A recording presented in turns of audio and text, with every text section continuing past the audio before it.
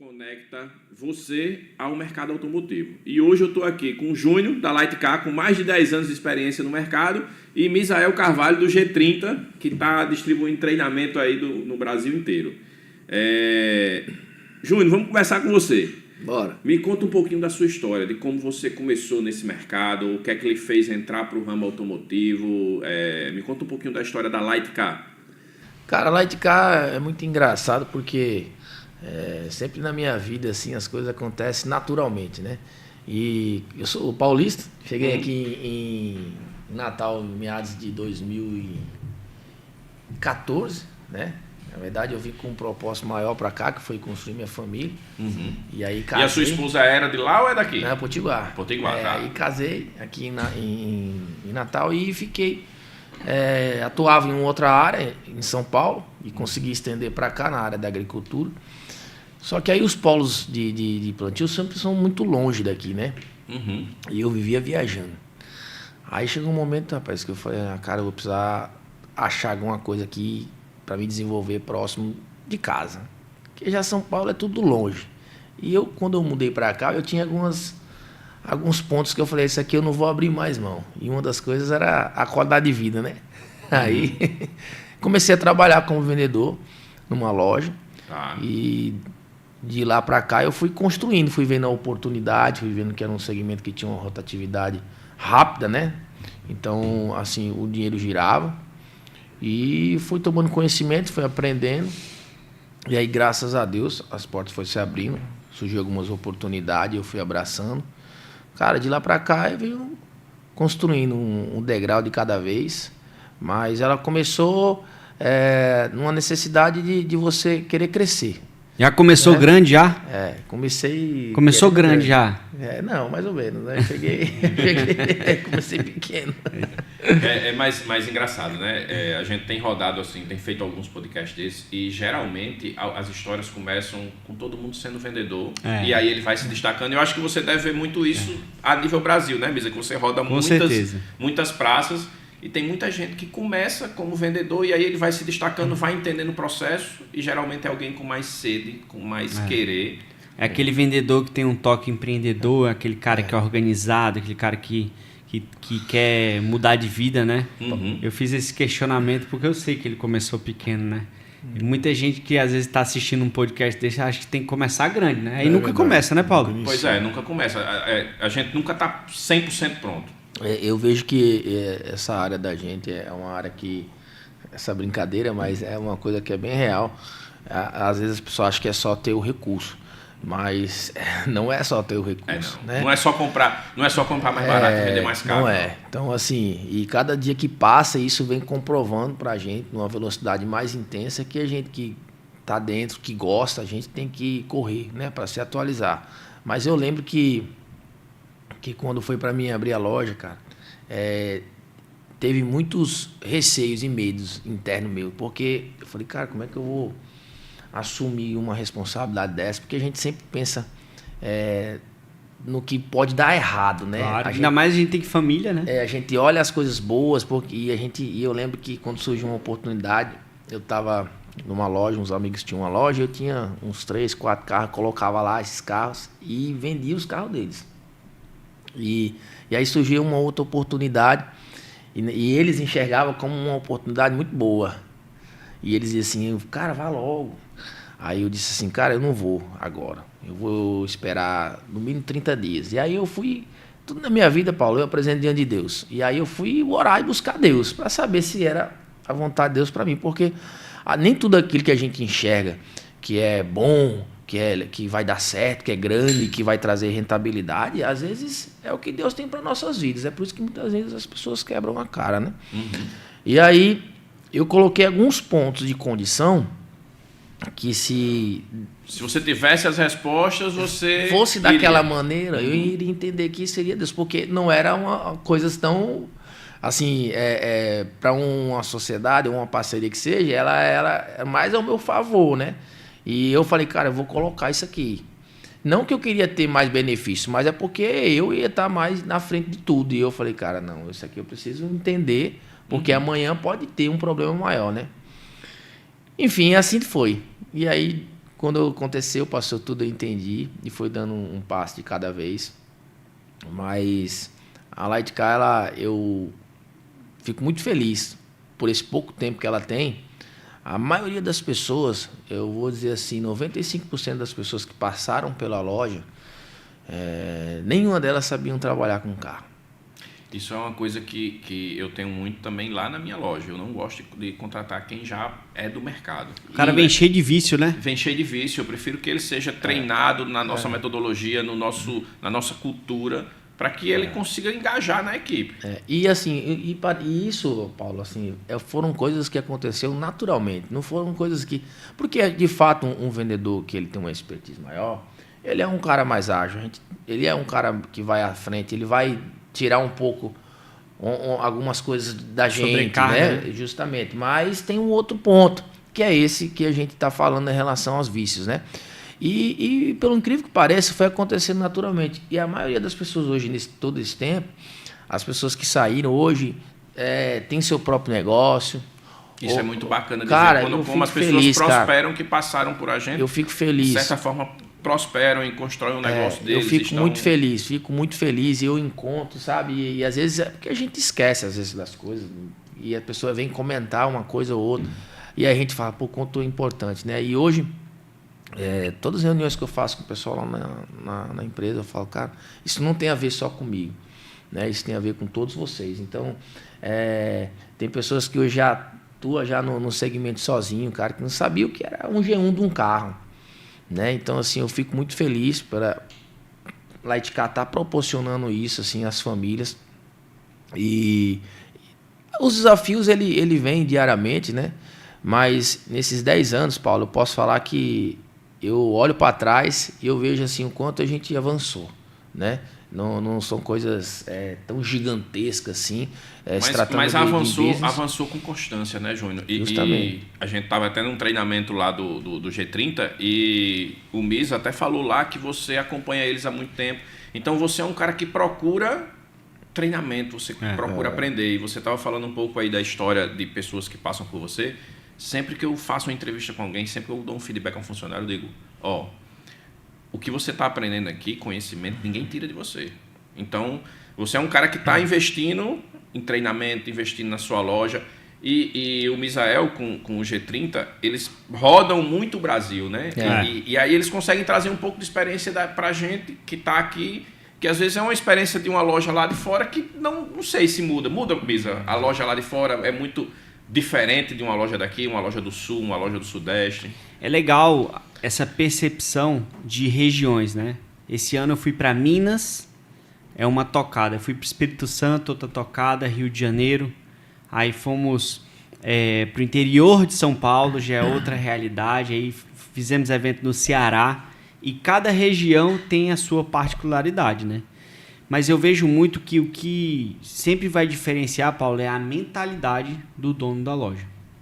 Tem dois tipos de lojista. Tem um lojista que ele tem a mentalidade de abundância, que se eu te ensinar e eu te ajudar, não tem problema nenhum, meu irmão. Quanto mais eu te ajudar, eu sei que mais Deus vai me devolver, mais volta.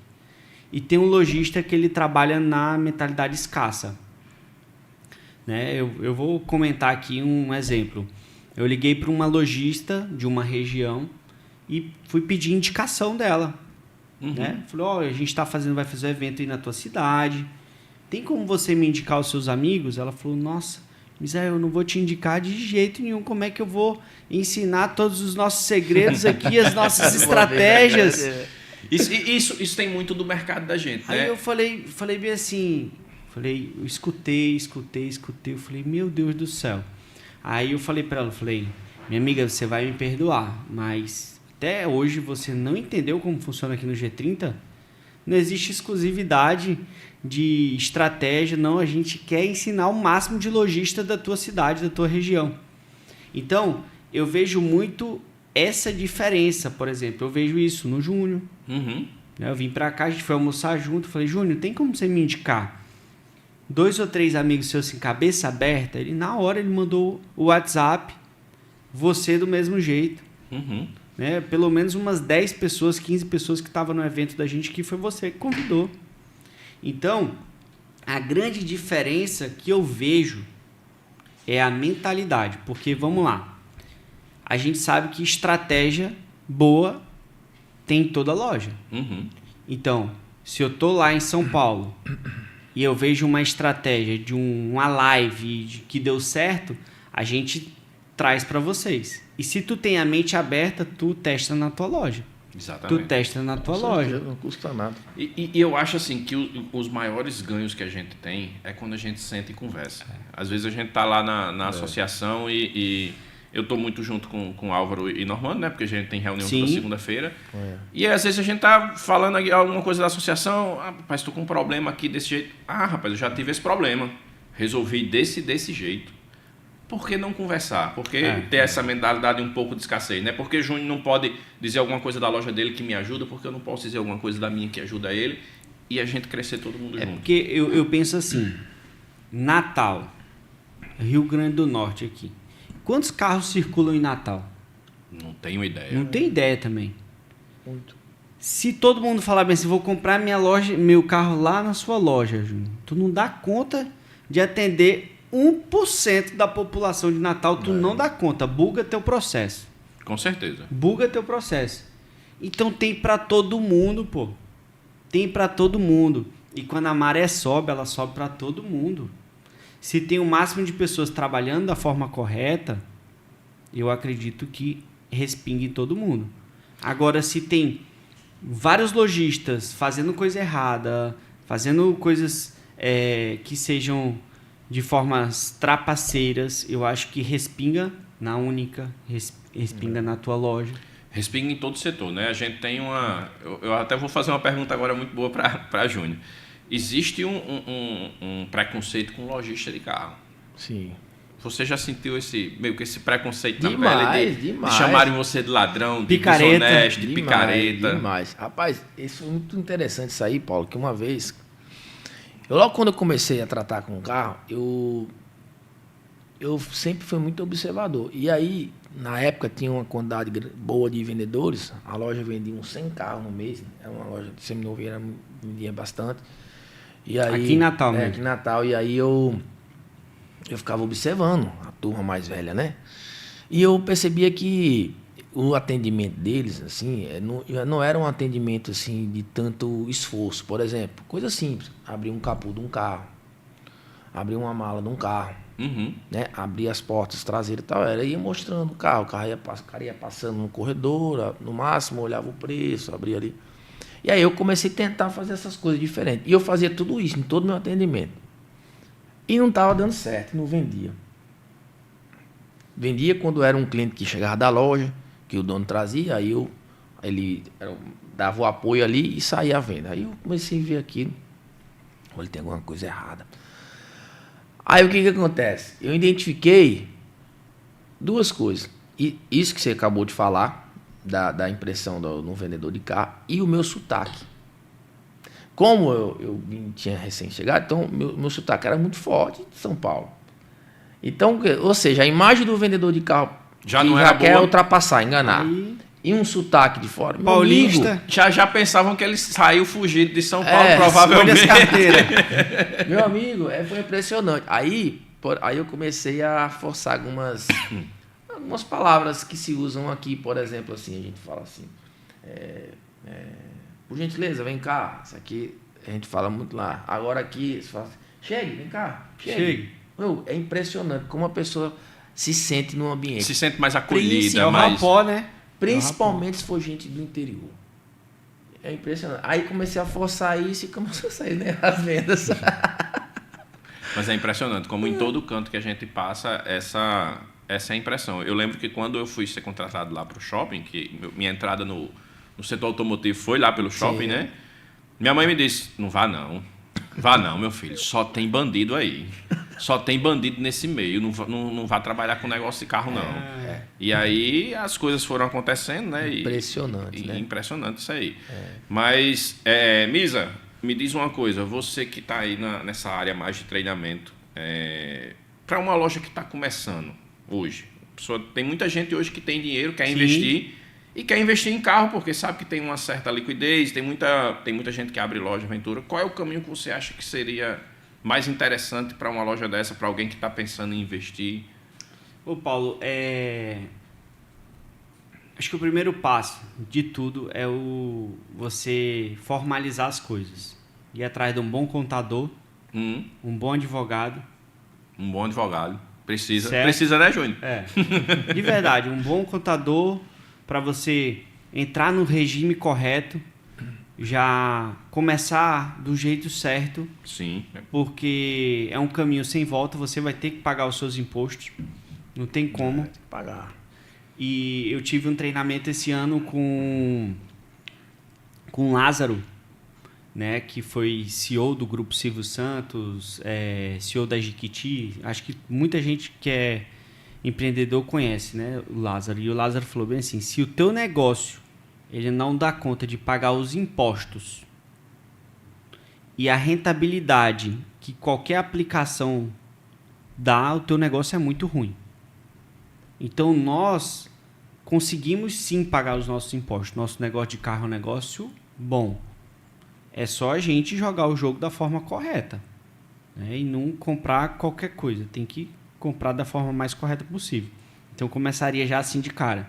Bom contador, um bom advogado, e aí eu ia a parte de contratar uma empresa para me ajudar mesmo com o treinamento da minha equipe, para contratar um vendedor com o perfil certo, com um vendedor com perfil dominante, influente, contratar um SDR e começar de cara também com um sistema de gestão, né? Escolher um bom sistema de gestão.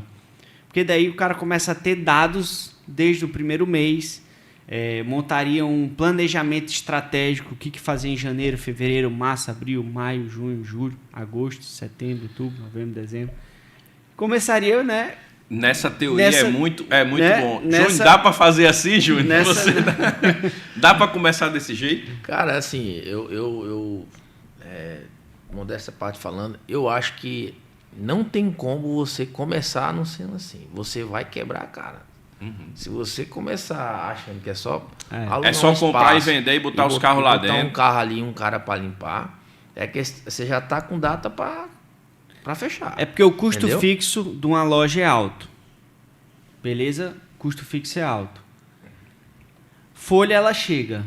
Então, se o cara já não começar enxergando para onde que tá indo o fumo, cara, o cara vai dar ruim. É porque assim, eu acredito muito, por exemplo, você falou do exemplo da maioria das pessoas que tem hoje está à frente de uma loja, ela passou por um setor, pelo menos, de venda.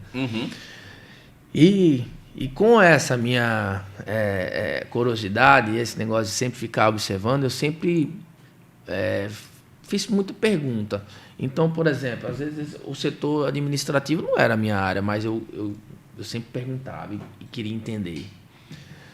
Banco.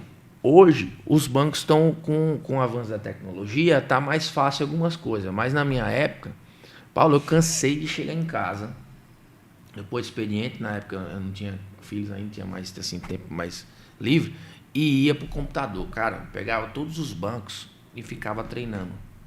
Ficava olhando, passando minha ficha. Eu comecei a descobrir coisas no banco que os vendedores antigos não sabiam. Sabe onde isso resultou? Aprovação de ficha. Então, assim, hoje até para você abrir uma loja, você precisa entender do financeiro dos bancos. O dono da loja ele precisa saber de praticamente tudo. Então, imagina só um cara hoje que não sabe, não entende o sistema de financiamento. Ele tá lascado, porque vamos lá. Meu amigo, ele vai perder negócio. E como é que ele vai treinar a equipe, né? Isso aí é um tal... Eu acho que assim, muitas vezes a gente tem que ficar aqui um pouco equilibrando os pratos. A gente tem que dar uma olhadinha ali no comercial, tem que dar uma olhadinha no administrativo, tem que dar uma olhadinha no contábil, no fiscal, enfim. No desconto. Quanto de desconto estão dando, porque o desconto que estão dando deixa de entrar no teu bolso, teu lucro, né? Com certeza. Mas assim, pegando o gancho da pergunta para o Misa, cara, eu acredito muito, assim, o cara que estiver começando, é necessário que ele contrate gente que entenda do assunto melhor do que ele, porque, pelo menos para ele aprender. Porque, assim, leva um tempo. Talvez a coisa de 5 anos aí, no mínimo, para você ter noção e entender como é que roda bem direitinho. Então, se o cara não tem esse tempo e ele quer adentrar nesse segmento, contrate gente capacitada e pague caro, porque, meu amigo... Porque não tem essas pessoas, não tem no mercado, não. Entendeu? Geralmente essas pessoas estão com o seu próprio negócio. É muito difícil você encontrar gente nesse nível de capacitação que não esteja com o seu negócio. E tem muita gente boa. Vamos dar um exemplo. Eu tenho conhecido cada vez mais as pessoas dos bancos. Eu adoro conversar com a turma dos bancos. Adoro mesmo. E quem vem de banco já lida sob pressão, já tem meta, tem treinamento. Todo dia, 8 horas da manhã, tem daily. Todo dia. 8 horas da manhã, tem que abrir uma call. Fazer uma daily ali, uma reunião rápida. Todo dia, pô. Só para esquentar. Não, só para começar. 8 todo dia. Todo dia. Toda semana tem treinamento. Então, lojistas. Tem muita gente no mercado que passou por banco? Tem.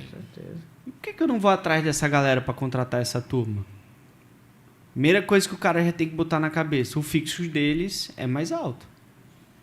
Então o que é melhor? Você pagar 2 contos de fixo para um cara que não sabe nada do mercado ou pagar 4,5 para um cara que já passou por um banco? Eu tô olhando muito para isso.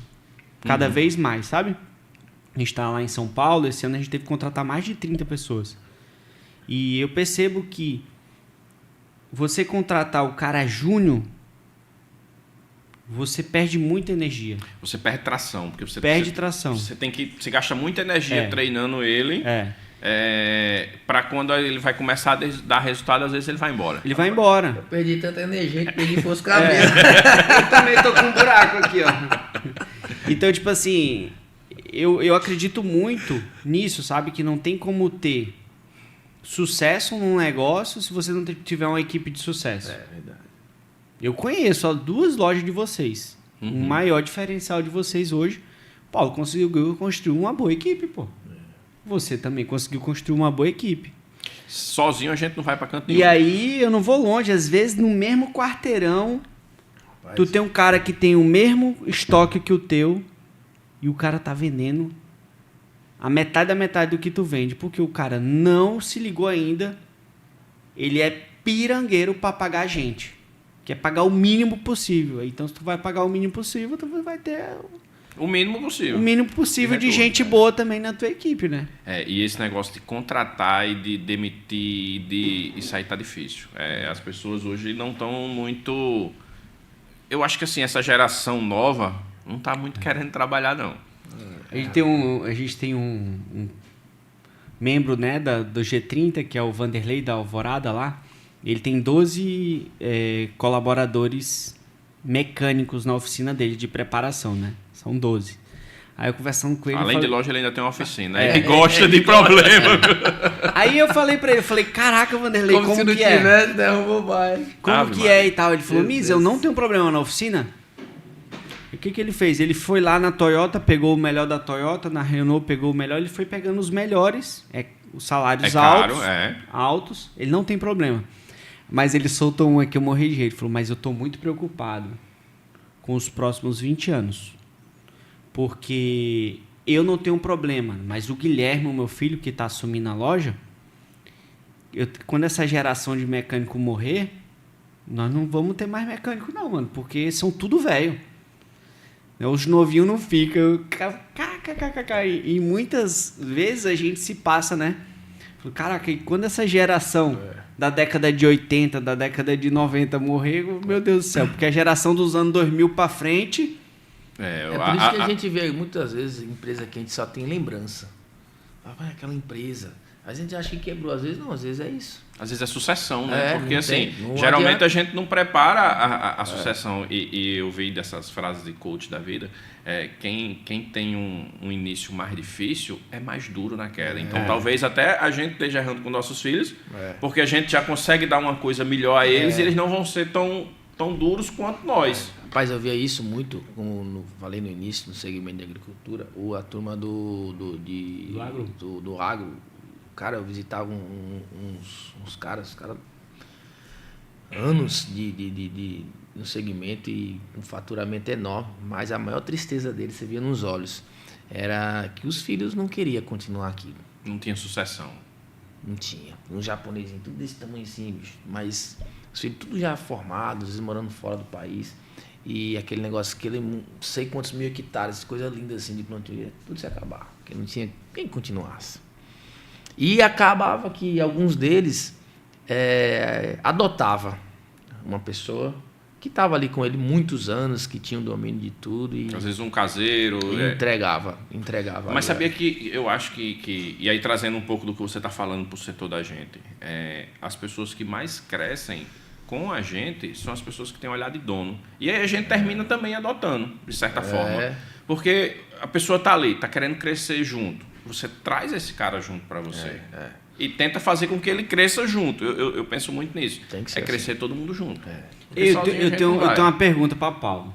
Vai lá. Viu? Essa é boa. Paulo, o que você acha que um concorrente seu teria que fazer para ter mais sucesso que você tem? Boa pergunta agora. Vamos ver. O que você acha que ele teria que fazer? Lisa. Né? Vamos lá, ele vai montar a loja dele ainda, sabe? Vai montar. Eu acho e aí ele vai ser seu concorrente. O que você acha que ele tem que fazer já de cara para ele errar menos? Eu acho que de cara ele tem que investir em educação. Porque a gente estava até falando ali fora. Quando foi a primeira vez que eu fui para o Fenalto, eu não me recordo bem, mas eu acho que foi 2020, 2022, enfim. Educação liberta. Liberta mesmo. E a gente falou aqui agora, o conhecimento que a gente adquire, ninguém tira da gente. Então, eu acho que tem que investir bastante em educação, em treinamento em conhecimento. E não só para ele, para a equipe também. Entendeu? Tem muita gente melhor no mercado. E eu acho que assim, a gente tem que se unir com quem é melhor do que a gente. Porque tem aquela outra frase de coach, né? A gente é a soma das 5 pessoas que está... A média das 5 pessoas que está ao nosso redor. Se eu estou andando com gente que assim...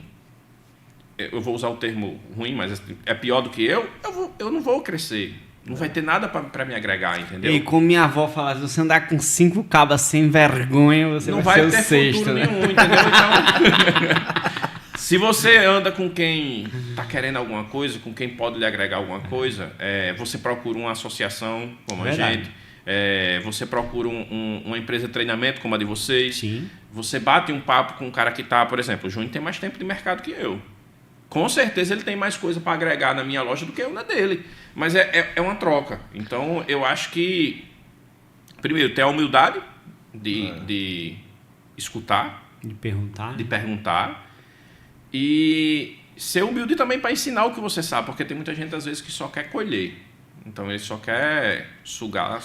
Eu carrego algo dentro de mim assim, Misa, que, cara, quanto mais eu ensinar, mais eu vou fortalecer aquele conhecimento e aprimorar ele. Então, assim, essa questão do ensinar, eu tinha muito isso também nos anos passados, de achar que se eu ensinasse alguém, eu estaria... copiar, né? Eu estaria dificultando a minha vida. Né? E estaria criando ali criando um concorrente mais forte para você. Ou uma pessoa que talvez uma manhã fosse me dar trabalho. Mas eu mudei isso. E como fez bem. Para mim como pessoa... Para abundância, né? Para mim como pessoa.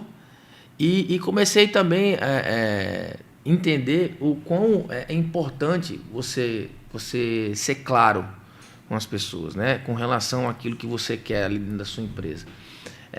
E eu vejo que, cara, isso foi muito bom, não só para mim como pessoa mesmo, como profissional, mas também para toda a equipe, né? A gente poder ensinar. E às vezes a gente acha que o ensino é talvez só para um professor, mas a gente é um eterno aprendiz e também um professor, porque a gente, né, aquilo que a gente viveu, por exemplo, eu tive situações, vamos falar de um G1 de um carro. G1 hoje, se você não souber olhar ele... Para quem não sabe o que é um G1.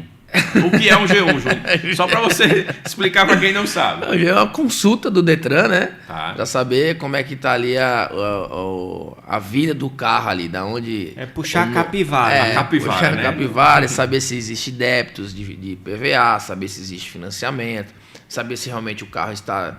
Né, no nome da pessoa. No nome, se não tem nenhum impedimento, seja qual ele for. E aí, certa vez, essa história é engraçada.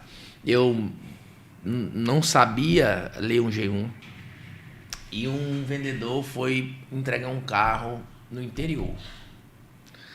Quando ele olhar, se ele ver esse vídeo aqui, ele vai rir. Aí ele me liga. E eu sempre proativo nessa questão de ajudar. Ele me liga, me ajuda aí, consulta um G1 para mim. Aí eu consultei. Aí tinha lá, impedimento administrativo. Só que ninguém tinha me ensinado isso. Eu só fui para os débitos. Olhei os débitos, não tinha, olhei lá embaixo. Não, tá tudo ok. E esse G1 era de um carro que estava recebendo. E o carro só com impedimento. Só não com tinha impedimento. mais nada. Apenas, Só isso. Coisa básica, né, Paulo? Besteira. Quando ele chegou com o carro, que ele foi olhar. Meu irmão, como é que você não viu isso? Aí começou. Ou seja, dali então, eu aprendi o que era o impedimento ou algo desse tipo. Então, assim, para você ver que tudo que a gente vai aprendendo, na maioria das vezes, a gente erra, né? Então, assim, o meu cuidado com olhar um G1 e explicar e ensinar alguém depois, meu amigo, foi dessa maneira. Então, o carro depois teve que voltar para o cliente e aquela situação toda, mas... Então, a gente vai vivendo e a gente vai adquirindo essas experiências, né? E agora, recente na loja, a gente vendeu um carro e esse carro ele tinha sido... O antigo dono dele atrasou multas, essas coisas, e ficou ativo e entrou um impedimento para transferência no carro. E aí eu quitei todos os débitos dele e não tinha, e surgiu. E aí a gente teve que ir fazer uma vistoria para atualizar no Detran. Você falou uma coisa engraçada, né? E a gente estava comentando aqui no último podcast. Geralmente, quando você está com a dor de dente, você procura um dentista. É isso mesmo. Quando você está doente, você procura um médico. Quando você vai construir uma casa, você procura um engenheiro. Mas quando você vai vender um carro, você vai lá e bota na OLX e vai lá sozinho. E aí, às vezes, a gente escuta muito isso. Não vou vender carro para lojista, não. Eu não quero vender carro para loja, não. E quando é um amigo da gente, geralmente ele pergunta e diz, não, vou vender no particular. Geralmente, depois de uns 6 meses, ele volta. Rapaz, lembra aquele carro que eu falei com você que eu ia vender? Deu bronca. Deu um problema lá. Tu não tem como me ajudar, não? Acontece muito isso com tu, Júlio? Direto. Paulo, Direto. Para eu não esquecer, tem um cara que ele é dono de uma empresa, né, que presta serviço para lojista. Ele tem mais de 2.000 clientes, dono de loja de veículos, que usa esse sistema dele. Tá. Eu tive com ele agora, a gente foi junto para uma viagem e ele caiu num golpe de vender a Defender dele de R$250 mil. Ele tendo mais de 2.000 clientes lojistas, ele achou que era simples demais, ele foi lá, botou na OLX um estelionatário, deu um golpe nele, bonito de se ver, levou o carro na Decra, fez toda a artimanha, aquele golpe da OLX clássico, e ele caiu e perdeu pelo pé R$250 mil. Uma semana antes, o lojista, cliente dele, falou, deixa aqui seu carro que eu vendo. Mas ele ia ter que pagar uma bagatela de uns 20 conto, né? Que tem que pagar, é o certo, pro lojista fazer o trabalho dele.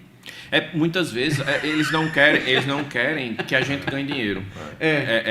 E aí termina procurando fazer ele mesmo, porque assim, eu não sei qual é o problema da loja ganhar. Não tem problema nenhum, meu amigo. Hoje eu adotei uma metodologia lá na nenhum. loja que quando o cliente me pergunta quanto é que eu quero ganhar, eu falo muito. Aí ele regala os olhos. Você já quebra a expectativa dele. Quebra logo. Com um tom de ironia, mas eu falo, cara, eu ganho muito. Porque aqui eu trabalho muito. Então, meu amigo, eu não trabalho para ganhar pouco. Me diga quanto é que direitinho fica bom para você. E se eu ganhar 2, 3, 4, 5 mil, 10 mil... É mérito meu. É mérito meu, eu trabalho. Aí eu já vou além. Porque no final do mês tem isso, tem aquilo. Quem paga sou imposto. eu. Entendeu? Eu vou folha. Você pega um carro de um cliente, você anuncia em 10 plataformas. Né? Qual é o custo dessas 10 plataformas? Você analisa, você tira um funcionário no setor. Manda limpar. E vamos um pouquinho mais atrás, quanto você não já investiu em treinamento para você saber fazer isso? Justamente, eu chegar aí, você tira um cara de um lugar que poderia estar produzindo em outro lugar. Porque é uma equipe, é um trabalho assim que não é simples, cara. Né? Então, aí eu já vou assim, e muitas das vezes eu perco o carro de agenciar. Eu também, eu não faço essa questão mas, cara, se o cara já tá dando ruim no início. Depois. E tem um detalhe, né, entendeu? João? A partir do momento que ele deixa o carro com você, a responsabilidade é sua. E aí vai que, sei lá, cai uma telha do seu teto em cima do carro, sai para fazer as fotos do carro e bate. De quem é a responsabilidade? Grande. Responsabilidade grande. Então, assim, esse pessoal que vem, assim, muitas das vezes, vender carro em loja, eles têm um receio, mas, assim, a gente é importante, Paulo, como lojista, empresário, a gente adotar, trazer esse conhecimento às pessoas. Né? E graças a Deus a gente está falando dos que são ruins, mas tem pessoas boas, tem pessoas conscientes. Tem pessoa que chega lá e deixa o carro e fala assim, olha, esse carro aqui eu revisei, olha, esse carro aqui eu fiz isso, olha, esse carro aqui eu vi que tinha tal coisa, você pode me ajudar nisso? Sim. Clareza, entendeu? E na maioria das vezes essas pessoas vendem o carro na loja, vende bem, a gente ganha a porcentagem desejada, ele ganha o dinheiro no bolso. Eu acho que quando a energia é boa para todo mundo, né? Impressionante. E assim, tem muitas pessoas boas que eu acho que devem procurar também empresas sérias, né? Até o Google comentou lá no evento que a respeito do agenciamento, né?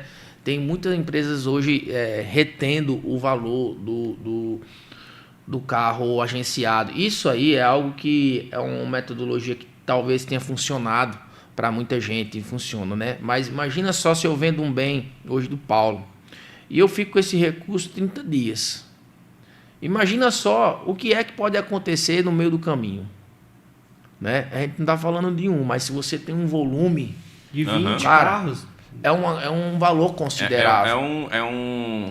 É uma metodologia, como você falou, mas é uma coisa que traz muita insegurança e instabilidade, entende? Então, assim, aproveitando que você está falando sobre isso, imagino que não seja na minha loja nem na sua.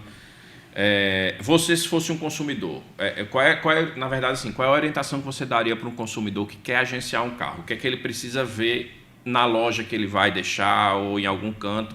O que é que ele precisa se preocupar? A princípio, ele precisa se preocupar para entender como é que é adotado a forma da venda desse carro. Né? Uma das garantias que o consumidor tem, além do bem, é o recibo. Certo. Né? Então, assim, de hipótese alguma, ele pode deixar o recibo com a loja sem receber o valor. Porque é uma garantia. Pix para cá e recibo para lá. O carro tem que deixar. Né? Então, já está ali o carro. Mas a questão do recibo é importante. Então, existe um contrato, obviamente, que é onde está informando a situação. E, por exemplo... Vamos lá, já temos aqui o recibo, o contrato. É bom ter uma clareza no contrato. Tem loja, a gente sabe que tem loja que é mais organizada e tem loja que nem contrato faz. Hoje o cliente, para você ter ideia comigo, ele no contrato, ele tem 30 dias de exclusividade comigo. Se ele tirar antes, ele paga uma taxa. Porque eu já vou gastando. O carro dele entrou, eu já tenho que gastar com o carro dele. Então, ele tem isso no contrato. Então, o recibo, o contrato, você também fazer uma busca sobre a idoneidade da empresa. Né? Às vezes, nem toda empresa bem localizada e bem ali aquela estrutura, talvez está com um sapatinho que cabe no seu pé. Entendeu? Então é importante também fazer essa consulta, buscar informação com outras pessoas. Uma coisa que seria legal, né, o consumidor fazer um cliente oculto naquela loja também. Vai lá, tenta comprar um carro lá para ver como que é o atendimento, ver se você gostou da negociação, né? Tu vai deixar o teu bem lá. E geralmente é o segundo maior bem do brasileiro, né? A primeira é a casa e a segunda é o carro. Veja como é que foi o atendimento, vá para a internet, olhe no Instagram, olhe no Google, olhe no Reclame Aqui. E assim, importante deixar básico, né? Importante deixar muito claro para o consumidor que na hora que ele deixa um carro para vender numa loja, ele precisa ter a clareza de como vai funcionar depois daquilo. De como é o negócio, o início, o meio e o fim. Por quê? Vamos lá. A gente recebe carro na troca. Uhum. Então, assim, quem recebe esse carro tem a responsabilidade. Né? Se for um carro no interesse do lojista, obviamente ele vai pagar esse carro ao cliente que deixou na loja. Mas é de muito costume, e a gente vê, às vezes o cara recebe o carro, não tem como comprar o carro, bancar o carro, e aí fica a pendência.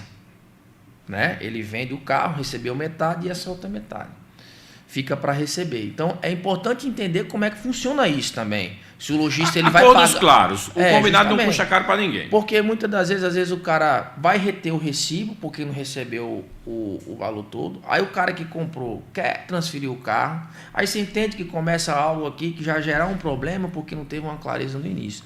Então, se uma empresa ela tem um contrato onde ela explica tudo isso para você do início, mostra a seriedade dela, como ela vai agir depois de vender o seu carro. Uhum. Entende? Então, aí traz uma segurança para você maior. Então, o consumidor ele precisa ter esse olhar também, não só valor. Porque às vezes o cara, eu só quero só ver o valor, eu quero X no carro. Mas às vezes o cara, não, pode deixar aqui o carro comigo, eu vou vender. Eu vou vender teu carro por 80 mil que você quer. Mas amanhã, cara, você não vai ver nem 20 mil desse dinheiro. O cara vai vender teu carro e vai ficar postergando. Isso aí que a gente está falando não é novidade para ninguém mais. É necessário falar, porque só o que a gente vê, principalmente nas grandes metrópoles, é fraude de coisa gigante. E aí, por eu fico vendo consumando, eu fico doidinho. Eu falo, não é possível que uma pessoa conseguiu fazer isso, deixar um carro na loja. E o pior é que muitas vezes, assim, por todos pagam, né? E aí, por isso que a gente fica com essa fama de enrolar. O cara fez um negócio errado e aí a gente termina pagando a gente que está ali trabalhando dia a dia para construir um negócio sólido, um negócio rentável, um negócio que tenha transparência, que tenha propósito. E aí a gente termina pagando por um cara que não está nessa mesma pisada. Ó, eu abri aqui, ó. Brasileiros perdem 2,7 bi em golpes online envolvendo compra de veículos. 2,7 bi. Muita grana. Viu?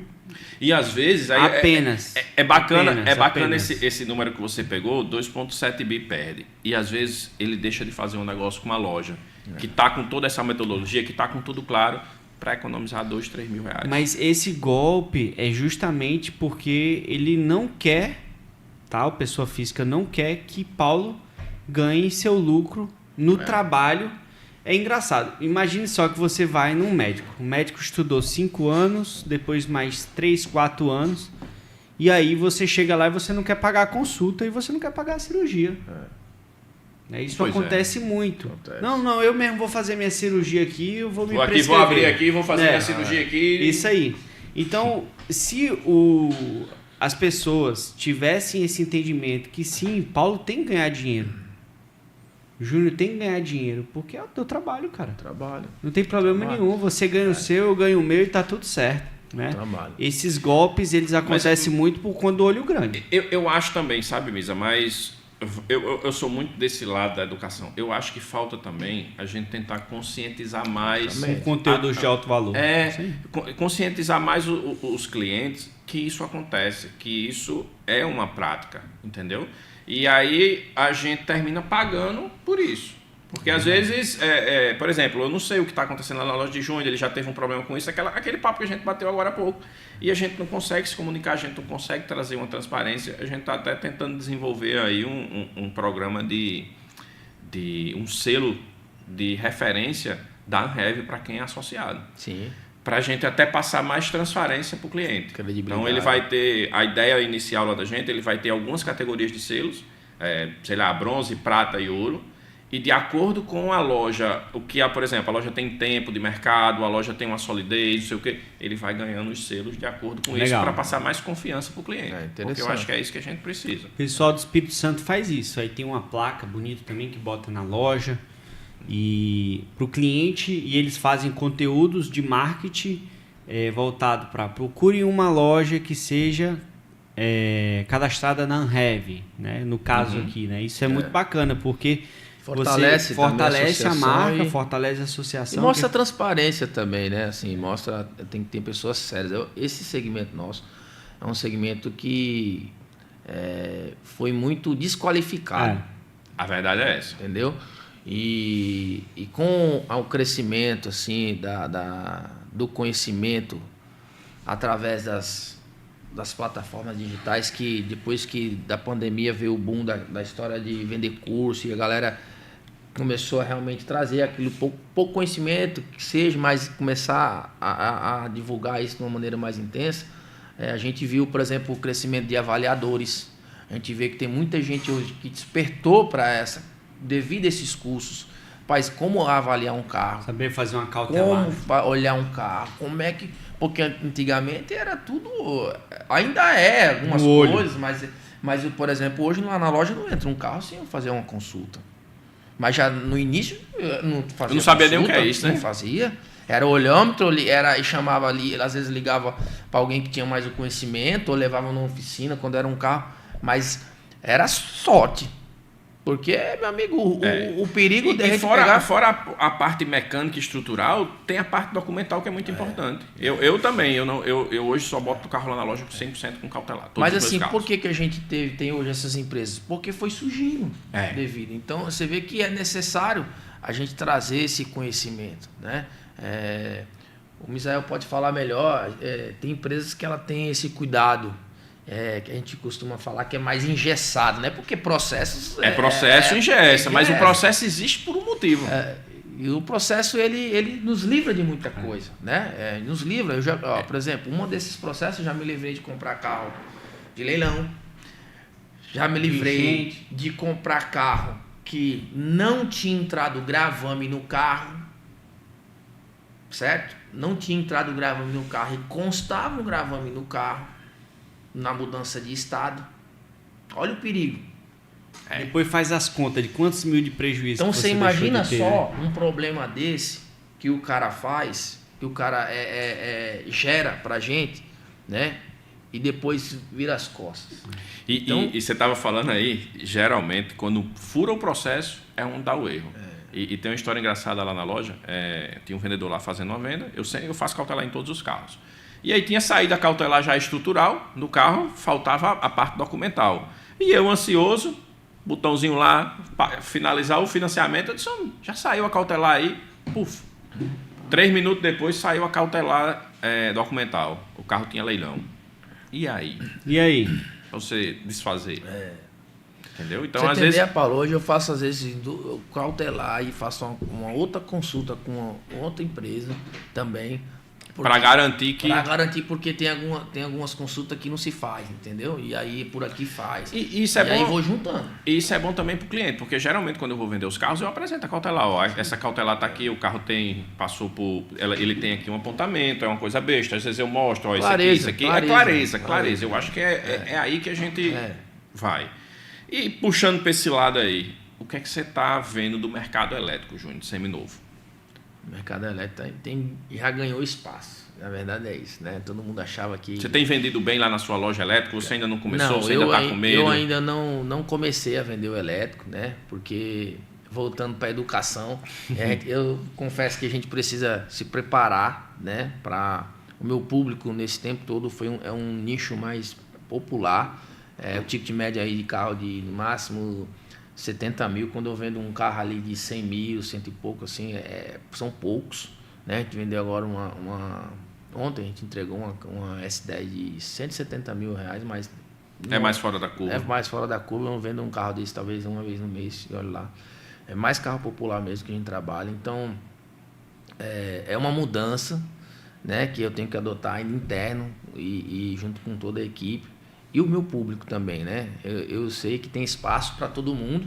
E o elétrico está conquistando o dele ali. Mas lá na loja, assim, eu ainda não tenho focado no elétrico. Apesar de ele tá chegando, tá batendo na porta, né? A região que eu estou localizado ali, a loja, tem acho que umas 3 empresas já de elétrico ali em volta.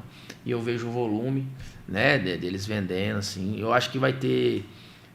coisas boas para quem adquirir, mas também vai ter depois o ônus mais na frente, né?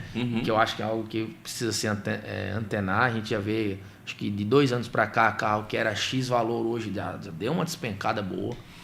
Mas eu acho que é bacana para quem gosta de tecnologia, para quem tem essa acessibilidade aí de poder adquirir. Eu acho que ele já entrou, acredito que já uns 30% do mercado aí já está brigando, né? A gente e esses carros vão chegar pra gente. Estão chegando, eu já vejo ali aparecendo. Acho que o primeiro passo, né, Paulo, você comprar um para usar, né?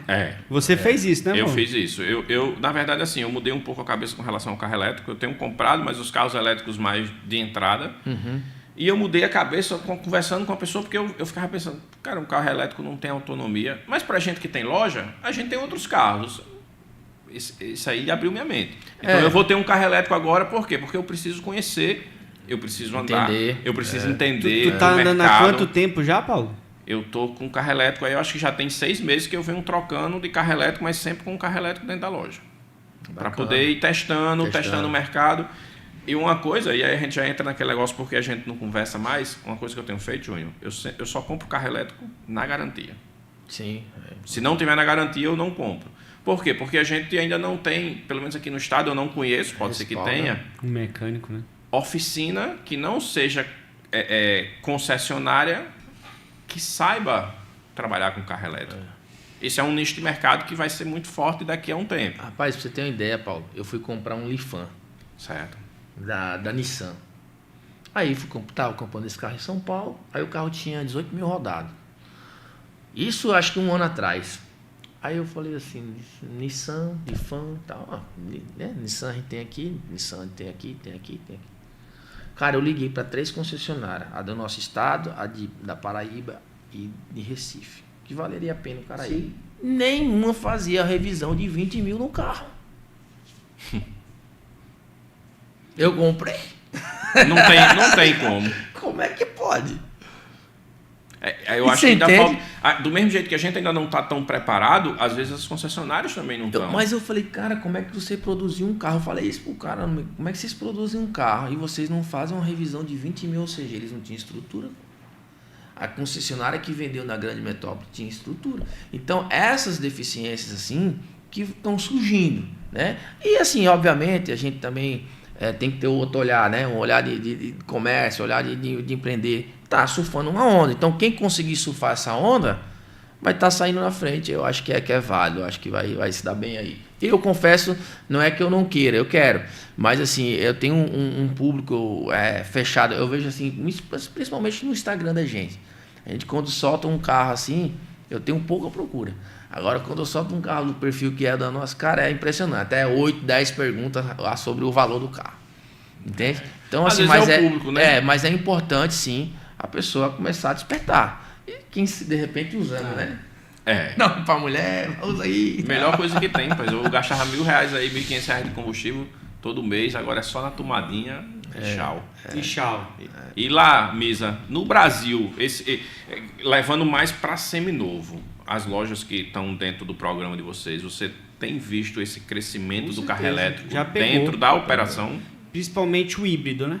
O híbrido já pegou geral. Pegando, Bota mais não. E o elétrico também. O Guga fala muito sobre isso. Né? Você já sabe avaliar um carro elétrico? Então é muito importante que a gente se atualize, porque cada vez mais vai bater na porta da gente os clientes querendo comprar os nossos carros e dando um elétrico na troca. Aí tu vai falar, não pega. E olha o que a gente tá falando aí. O elétrico aqui começou mais forte, eu acho que na virada de 23 para 24. Então, considerando que o brasileiro passa em média 2 a 3 anos com carro, esse ano e o próximo que vai voltar essa primeira leva de carro elétrico para o mercado. E a gente vai ter que estar pronto para absorver. Acho que o primeiro passo eu já sei avaliar o carro? Se eu não sei, meu amigo, vai atrás de aprender ligeiro, a título de, eu não vou pegar, igual o Júnior fala bem assim, eu ainda não vendo o carro elétrico, mas Paulo vende. Então, se tu receber um Dolphin ou qualquer outro carro lá na tua loja, tu vai ligar para Paulo, Paulo, tô recebendo um Dolphin assim, assim, assado, peguei, portanto, o carro se encontra assim, assim, assado, quer comprar? Que é o que acontece muito no nosso mercado. Por exemplo, tem lojistas dentro do G30 que é especialista em vender carro com ticket médio de 100 mil, outros 200 mil, outros de 50.